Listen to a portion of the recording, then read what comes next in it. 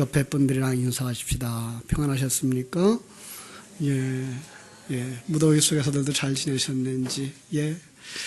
자, 창조주 하나님이 우리의 아버님 되심을 믿습니까? 오늘도 일하심을 믿습니까? 그분이 일하고 있기 때문에 우리도 일하고 있는지 한번 좀 살펴보시기 바랍니다. 주님은 이렇게 말씀하셨죠. 내 아버지께서 이제까지 일하시니 나도 일한다. 그래서 우리 성도들은 100% 하나님이 일하는 그 속에서 100% 우리가 일함으로 말미암아 성화되어져 가고 완성되어져 간다라고 하는 사실을 압니다. 오늘 본문은 이스라엘 백성들이 출애굽의 과정 속에서 위기를 만났을 때의 상황입니다. 다시 말하면 성도들이 신앙생활을 해나가는 그 과정 속에서 위기를 만났을 때의 그 모습을 우리가 보게 되는 것입니다. 여러분, 그 속에 지도자가 있습니다. 누구죠? 모세입니다. 이 모세의 출생의 비밀을 아십니까? 모세는 참으로 바로 왕 앞에서 이스라엘 자손들이 번성할 때 이스라엘 백성들 앞에서 바로가 굉장히 걱정하고 태어난 아이들을 다 죽여버리죠. 산파들에게 명령하고 그게 안 되니까 이제 군대를 풀어서 아이들을 찾아다니고 거기서 아들이면 죽이고 딸이면 살려두는 이런 상황들이 아주 벌어지는 살벌한 상황 속에서 하나님의 보호하심 속에서 태어나고 생명을 유지하고 그럼에도 불구하고 강물에 버려지고 그리고 강물에서 건짐받은 자. 그래서 모세라는 뜻 자체가 이름의 뜻 자체가 강물에서 건짐받은 자. 그런데 우리는 압니다. 그게 무엇을 의미하는지.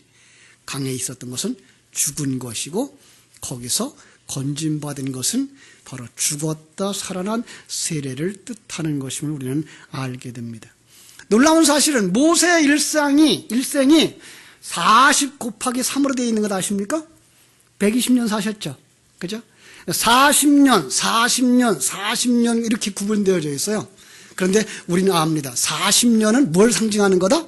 우리의 일생. 그죠? 여러분과 나의 신앙생활을 하고 있는 그 일생인데 그걸 세 각도에서 보여주고 있는 것이 바로 모세의 일생이다라고 생각하시면 됩니다. 그 첫 번째 인생 40년 어디서 살았을까요?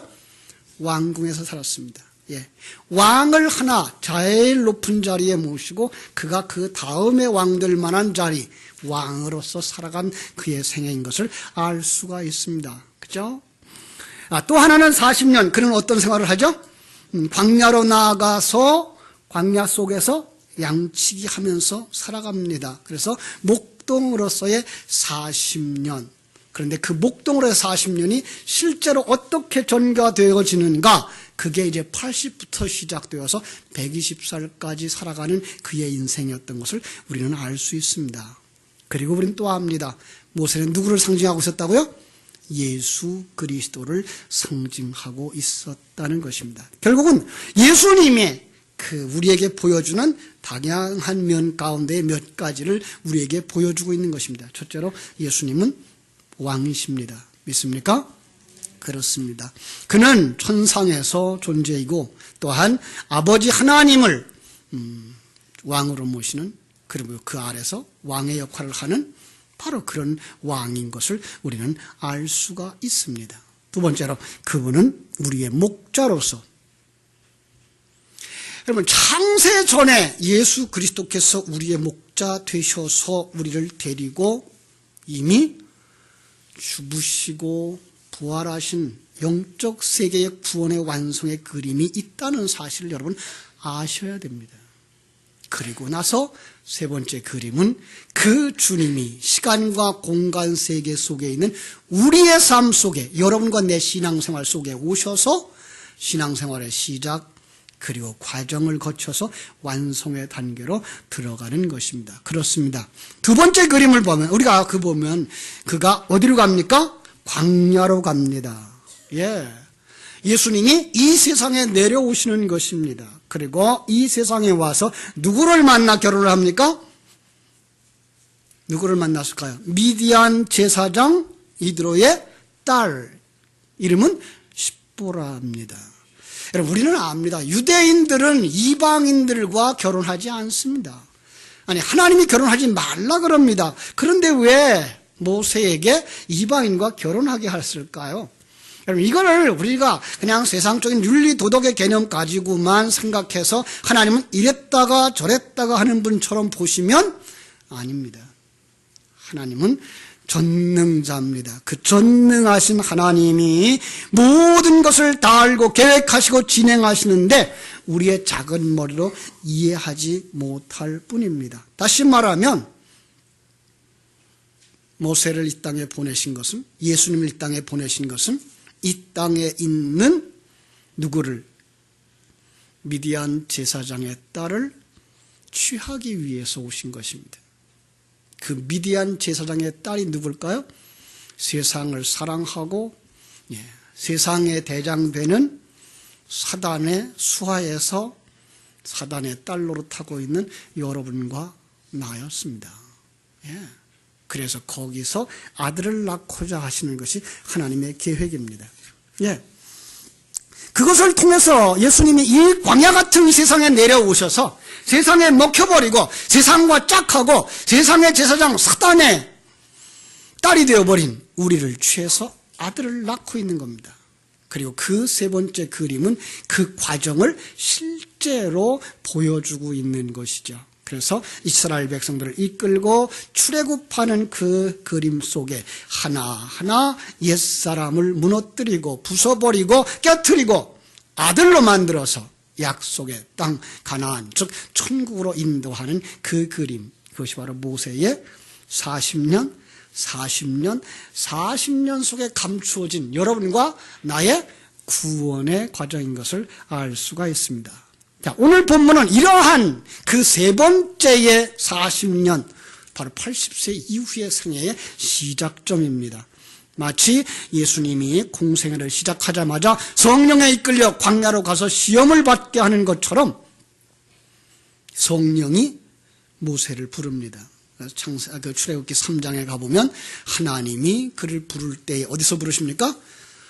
성령의 인도하심 속에서, 성령의 불붙는 가시떨기 나무 속에서 부르십니다. 모세야, 7절, 3장 7절, 너는 가서 내 백성을 구원하라. 내가 그들의 고통을 보았고 그들의 부르짖음을 들었다. 8절, 그들을 인도하여 젖과 꿀이 흐르는 가나안 땅으로 인도해라. 여러분, 이것이 하나님이 자기 백성을 구원하는 사건으로 보실 수 있다면 이 명령을 받은 예수님의 모습을 또 찾아볼 수가 있습니다. 마태복음 1장 21절입니다. 하나님께서 마리아에게 이렇게 말씀하십니다. 마리아야, 아들을 낳으리니 이름을 예수라 하라. 이는 그가 자기 백성을 그들의 죄에서 구원할 자이심이니라. 이 자기 백성을 이 죄악된 세상에서 구원하기 위하여 누가 오고 있는 겁니까? 모세가 오고 있는 그림입니다. 예수님이 오고 있는 그림입니다. 조금 더 추상적인 메시지를 찾아보겠습니다. 성경 호세아서를 보시기 바랍니다. 호세아서입니다. 호세아서 1장 2절에서 하나님께서 여호와께서 처음 모세에게 말씀하실 때 여호와께서 호세아에게 이르시되 너는 가서 음란한 여자를 맞이하여 음란한 자식을 낳으라. 이 나라가 여호와를 떠나 크게 음란함이니라 라고 말씀하십니다. 호세아 선지자에게 하나님이 부탁합니다. 너는 가라. 그리고 가서 누구를 취하라? 그 음란한 여자를 취하라. 그리고 뭘 낳아라? 음란한 자식을 낳아라. 자, 여기서 말하는 음란이라는 말, 그거 우리가 이 도덕적인 생활하고 있는 이 세상의 언어로 표현하지면 참으로 자기의 어떤 남편이나 아내를 두고 다른 짓 하고 있는 사람으로 볼 수 있습니다만 성경은 그보다 더 중요한 얘기를 음란이라는 말에다가 담아서 우리에게 준 것이죠. 어떤 것이죠? 하나님만 사랑하고 하나님과 짝해서 한 몸을 이루어야 할 하나님의 백성들이 하나님을 떠나서 세상에 빠져서 세상을 사랑하고 세상에 처해 살아가는 그 모습을 음란하다고 말하는 것입니다. 그래서 여기서도 이 나라가 여호와를 떠나 크게 음란했다라고 말하는 것입니다. 하나님의 말씀대로 호세아는 이제 음란한 여인 고멜을 취하여서 자식을 낳습니다. 그런데 자식을 낳았는데 맏딸 이름이 뭡니까? 맏딸 이름이 6절. 호세아에겐 임신하여 고멜이 또 임신하여 딸을 낳음에 호세아가 이르시되 그의 이름을 로루하마라 하라. 예, 로루하마, 긍휼히 여김을 받지 못하는 자입니다. 그리고 또 하나 딸을 낳습니다. 막내 딸인데 로암미라, 내 백성이 아니라 하는 것입니다. 그런데 2장으로 넘어가면 그의 이름이 아주 바뀌어버립니다. 자, 2장 1절. 너희 형제에게는 암미라 하고 너희 자녀에게는 루하마라 하리라. 거기 2자, 3자, 4자 해놓고선 나하주에 뭐라고 했어요? 내 백성이 되고 긍휼히 여김을 받는 자가 되리라. 그게 어떻게 가능합니까? 예, 그 아들의 이름에 비밀이 숨어져 있습니다. 아들의 이름을 뭐라고 했습니까? 4절, 1장 4절. 여호와께서 호세아에게 이르시되 그의 이름을 이스르엘이라 하라. 조금 후에 내가 이스라엘의 피를 예후의 집에 갚으며 이스라엘 족속의 나라를 폐할 것임이니라. 여기에 이스라엘의 뜻만 봅니다. 하나님이 씨를 뿌린다, 심는다라는 뜻입니다. 또 하나의 뜻이 있습니다. 흩으신다라는 것입니다. 예, 하나님의 백성이 아닌 자들 속에 씨를 주셔서, 씨를 심으셔서 하나님의 백성으로 만들어 주시고, 긍휼의 여김을 받지 못하던 자들 속에 하나님의 씨를 주셔서 긍휼의 여김을 받는 자로 만들어 주시는 것입니다. 그렇습니다. 그 대표적인 인물을 보면 고멜의 신분의 변화입니다. 예. 고멜은 어떤 여자였습니까? 그는 세상을 사랑하고 세상의 왕을 사랑하는, 사단을 사랑하는 그 음녀로 나옵니다. 그가 그렇게 사랑하는 신랑인 호세아의 품을 떠나 딴 남자 사단에게로 갑니다. 그러나 그는 나이 먹고 볼품 없어지자 그 남자에 의해서 노예시장에 팔리게 됩니다. 3장에 가보면 하나님이 호세아에게 또 이렇게 말씀하십니다. 3장 1절. 여호와께서 내게 이르시되 이스라엘 자손이 다른 신을 섬기고 건포도 과자를 즐길지라도 여호와가 그들을 사랑하나니 너는 또 가서 타인의 사랑을 받아 음녀가 된 그 여자를 사랑하라 하시기로 내가 은 15개와 보리 한 호멜 반으로 나를 위하여 그를 사고. 예. 하나님께서 호세아에게 가서 그 여자를 사오라고 말합니다. 여러분, 이 전체적인 그림을 한 문장으로 만들면 어디서 나올까요? 한 문장. 창세기 2장 24절입니다. 남자가 부모를 떠나 그 아내와 합하여 둘이 한 몸을 이룰지로다 합니다. 여기 남자는 호세아를 상징하는 아들 하나님 예수 그리스도를 상징하고요. 여기 여자가 타락한 하와 호세아를 떠나 딴 남자를 사랑하는 고멜로, 그죠?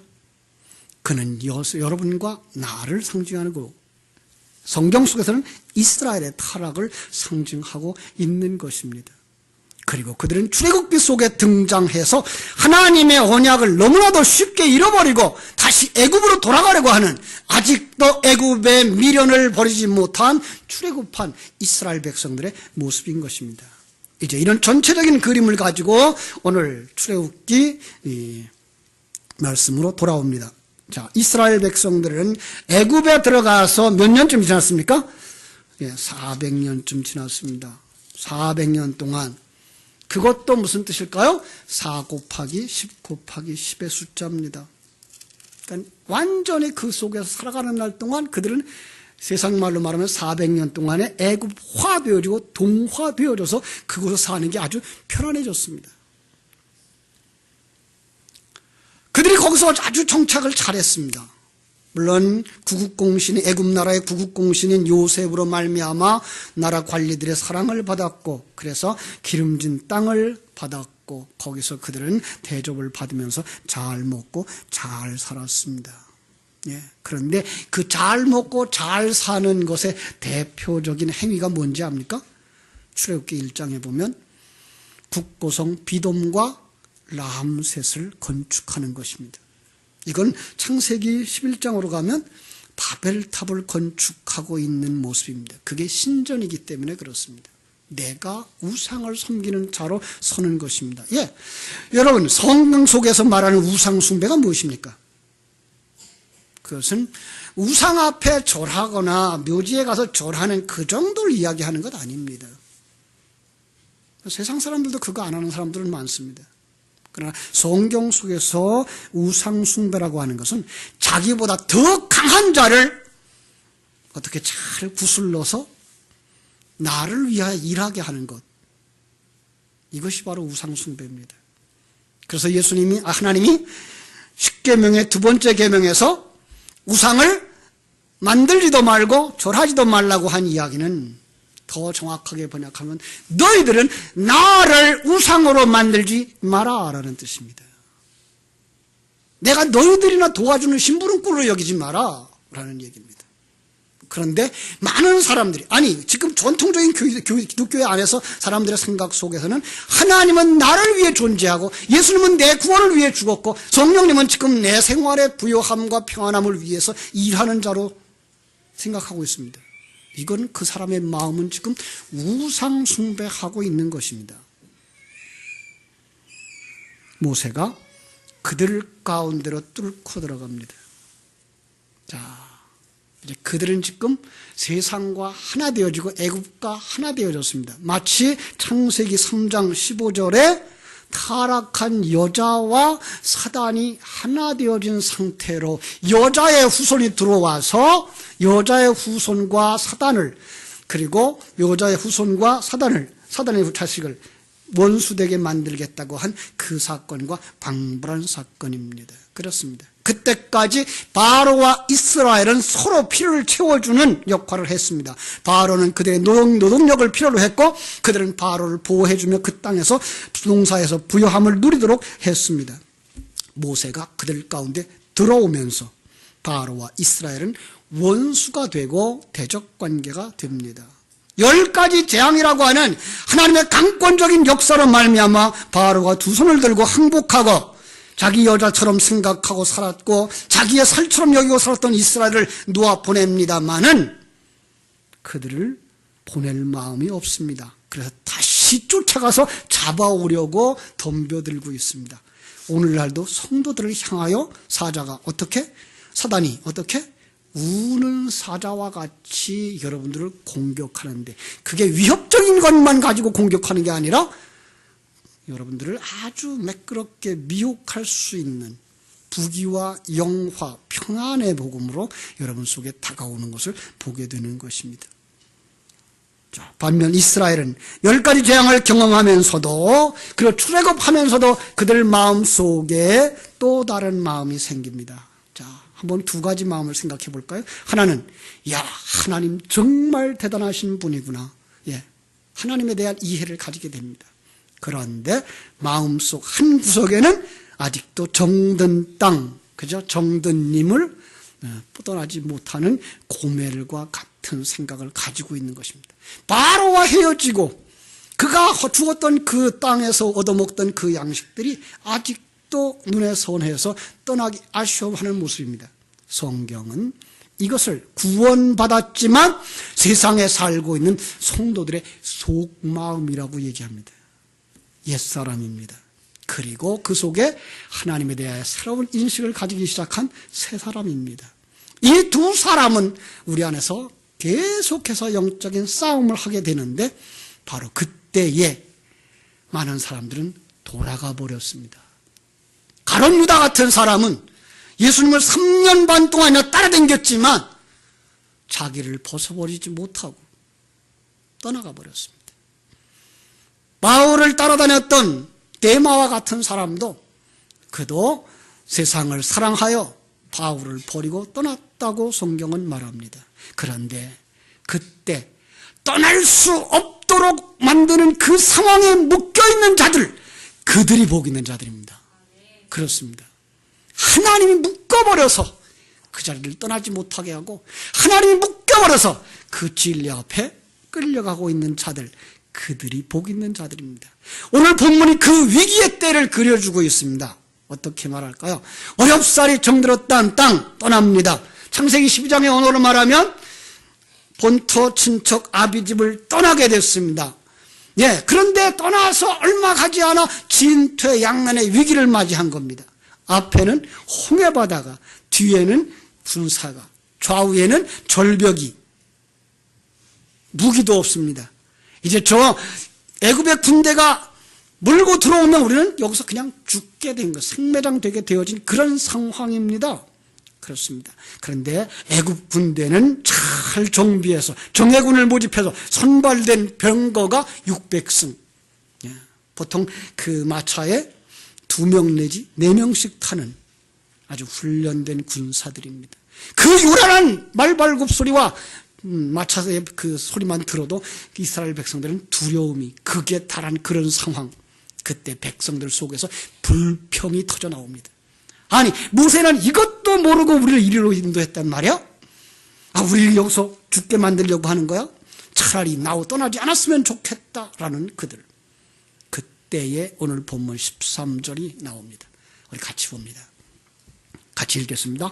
모세가 백성에게 이르되 너희는 두려워하지 말고 가만히 서서 여호와께서 오늘 너희를 위하여 행하시는 구원을 보라. 그렇습니다.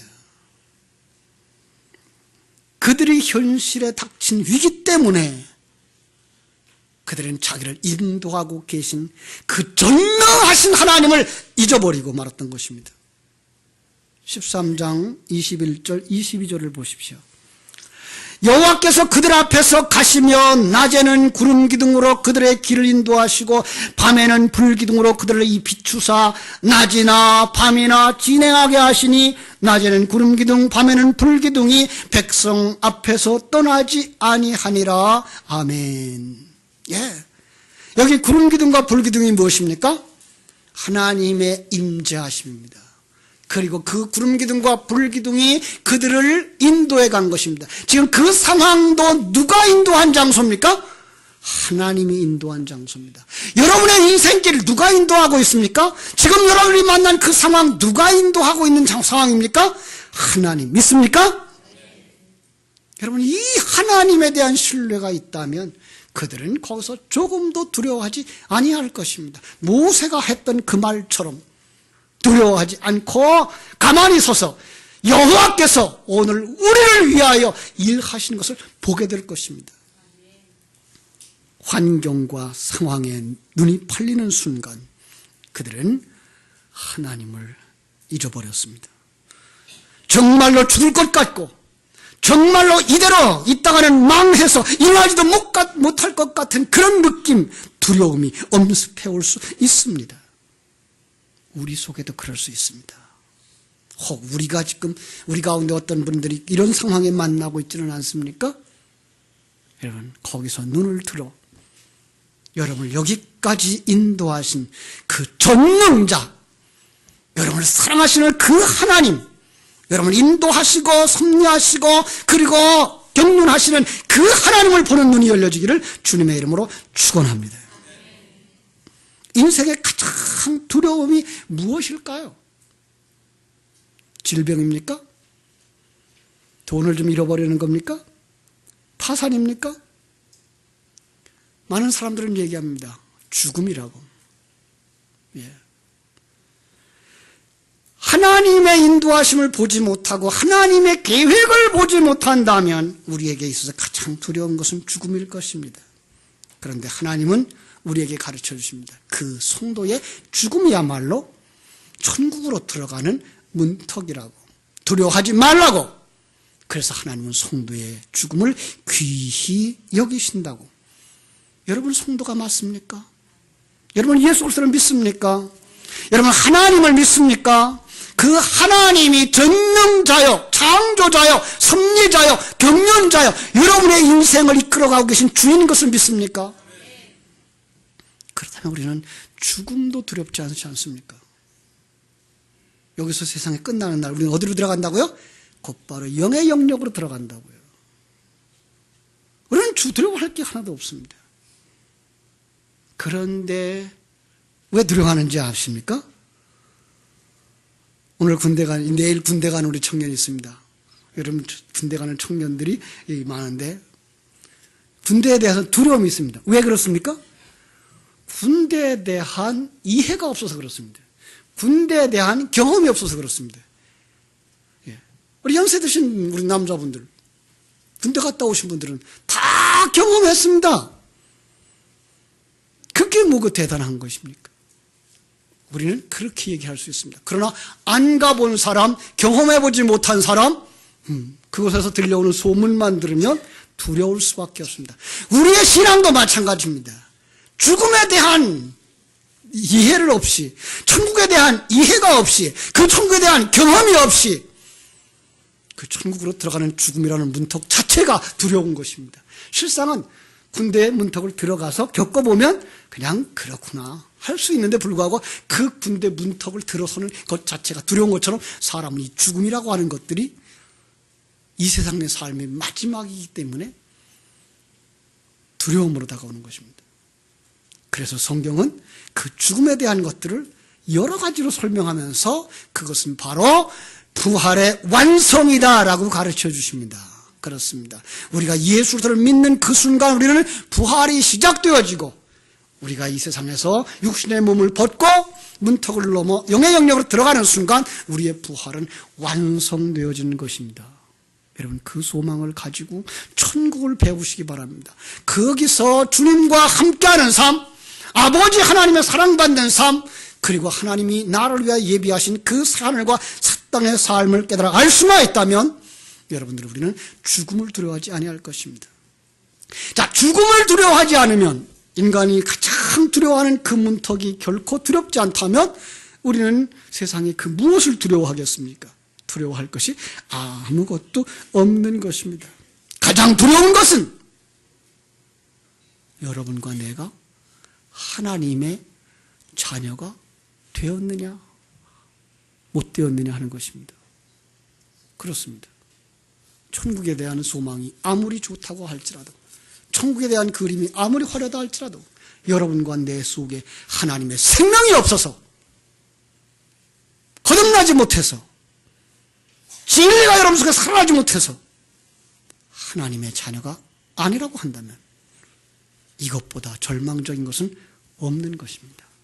주의 은혜가 충만되어서 여러분이 이 하나님의 자녀의 신분에 확실히 들어설 수 있게 되기를 주님의 이름으로 축원합니다. 아무리 많은 재산을 가진 자라 할지라도, 아무리 높은 지위를 가진 자라고 할지라도 이 세상을 떠나는 날 그가 하나님의 백성이 아니라면 그는 곧바로 지옥에 떨어지고 말 것입니다.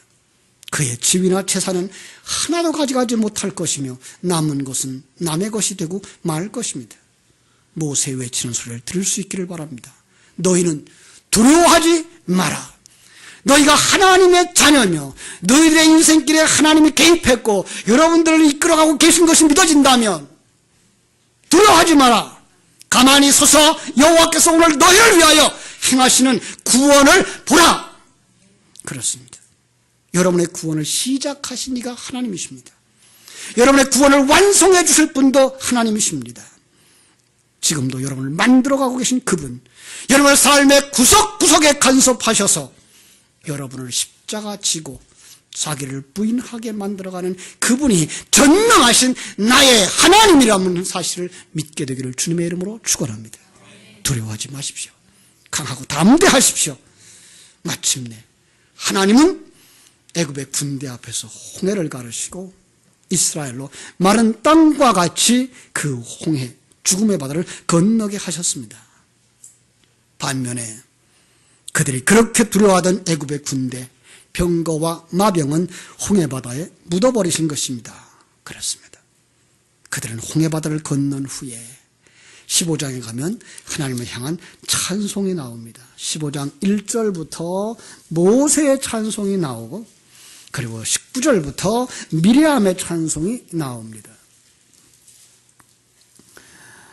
여러분, 성경 속에서 믿음의 사람들에게 요구하는 것이 있습니다. 데살로니가전서 5장 16절, 17절, 18절에 보면 항상 기뻐하라고 말하고 있습니다. 여러분, 그런데 이 사실이 여러분 속에 가슴 벅차지 않으면 어떻게 강제로 기뻐할 수가 있습니까? 성경 속에서는 봉사에 감사라 그럽니다. 하나님이 이끌어가는 그 과정과 그 손길들을 느끼지 못한다면 여러분 어떻게 감사할 수 있습니까? 충성하고 봉사하라 그럽니다. 그런데 여러분 속에 그 진리가 살아나와서 여러분들을 충성하는 자 만들어가지 않는다면 하나님의 옆에서 일하는 헌신과 봉사는 무거운 짐이 되고 말 것입니다. 그런데 이 진리를 성경을 통해서 그리고 매주마다 강단을 통해서 여러분 속에 계속해서 흘려보내시는 하나님, 그 생명수 강가로 여러분이 가까이 나오셔서 그 생명수, 성령, 그 진리로 충만되어진다면 시편의 고백처럼 내 잔이 넘치나이다 라고 찬송하고 감사하고 감격하는 자 되어질 줄로 믿습니다. 이 모세의 찬양, 미리암의 찬양이 여러분과 나의 찬양이 되어지기를 주님의 이름으로 축원합니다. 기도하겠습니다. 하나님 우리 아버지, 우리는 두려움에 쌓여 있습니다. 세상을 살아가는 일들 속에서도 두려움이 있거니와 더 중요한 것은 우리가 구원을 이루어가는 면에서도 내가 되어지고 있는 것인가? 내가 되어질 것인가? 정말로 내가 하나님의 자녀로 하나님의 그릇으로 자기가 부인되어지며 주님의 십자가로 완성되어질 것인가에 대한 두려움이 있습니다. 그러나 진리의 말씀을 우리 심령 속에 심어주신 하나님, 그 하나님을 믿는다면 아버지 하나님 앞에 자신을 맡김으로 말미암아 평강을 누리는 자들이 되어질 줄로 믿습니다. 그 평강 가운데 강하고 담대한 자들 되게 하여 주옵소서. 두려움에서 일어나고 강하고 담대하여 주님을 찬송하고 찬양하고 춤출 수 있는 믿음의 사람들이 다 되게 하여 주시옵소서. 주님이 내 안에서 일하시는 것을 볼 수 있는 신령한 눈들이 열려지게 하여 주시옵소서. 예수님의 이름으로 기도하옵나이다. 아멘.